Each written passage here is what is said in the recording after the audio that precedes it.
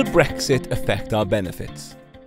A lot of people have been worrying about what's going to happen to their benefits after Brexit.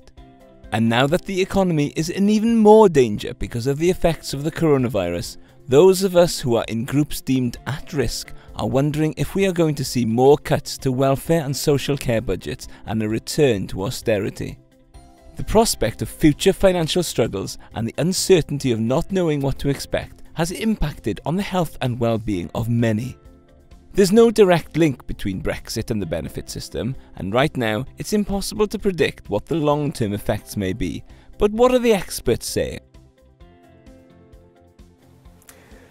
We don't expect Brexit to have a direct impact on the benefit system.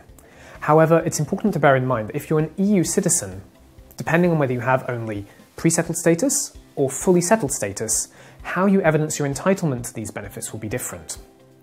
Now, the welfare system is not a devolved policy area, so the decision-making belongs to UK government and not the Welsh government. We also expect Brexit to have a broadly negative impact on the UK's economy, and this is especially the case if we exit the transition period without an agreement in place with the EU on our future relationship. Now, it's very hard at this stage to say whether this will result in further austerity, but I think the severe impact of COVID-19 has probably made this more likely. What we recommend at this stage is that if you have any concerns, please get in touch with your local disabled people's organisations to ensure that your voices are heard by decision makers.